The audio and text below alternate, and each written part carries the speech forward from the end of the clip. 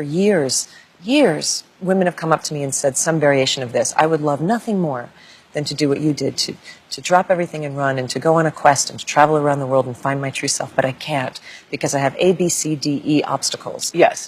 I have an elderly relative who I take care of. I have, young children who rely on me. I'm the provider for this household. I have contracts with people who I love and who need me, and I can't just run away from them.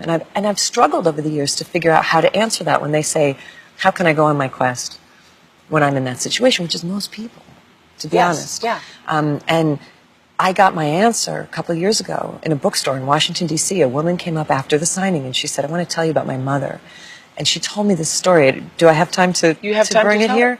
Her story is about her mother, who was Irish Catholic, grew up in a very traditional, restrictive household in the 50s, did what her mother and grandmother and grandmother and grandmother did, got married at 18, had 5 kids in a row.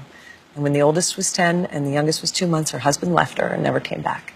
And she was alone to raise this family. Just picture that. The oldest is 10, the youngest is 2 months. You're 28. You have a high school education. No, as you're telling that story, I can't, I'm thinking, where was I when I was 28? And just the idea of managing 5 children. Yeah. Even if it was 1. Even if it was 1. It's 5. And 5 kids. And the heartbreak of somebody walking out on you, too, that you have to process in addition to so her husband got tired, got fed up, whatever. They never heard from him again, left, took a train, left. And she had to figure out how to hold that family together, and she did. And I don't know the details of how she did it. I just know she's heroic. She did it.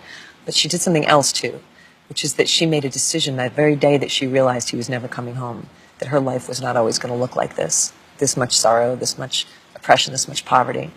And she made a promise to herself that someday she was going to see the world. And then she got a coffee can, just a regular, humble, empty coffee can, stuck it in the back of her closet where her kids couldn't see it. And starting on that very day that her husband left her, she put $1 in that coffee can and started a practice every day, $1. No matter what it took to get it, because it wasn't always easy to get it, but she figured her family was always desperate, always poor. There was never a day when $1 was going to break them. She could spare that and sacrifice for it. And it took her 20 years until all those kids were grown. She never touched that money. She just added to it, coffee can after coffee can after coffee can. And when the last kid was out of the house, she cashed in the coffee cans.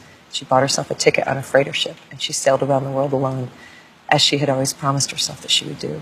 So the message of that is, you might not be able to begin your quest today, but you've got to get your plan.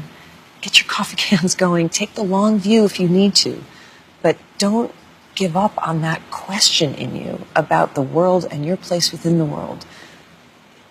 Take whatever time you need, but make your plan and begin today.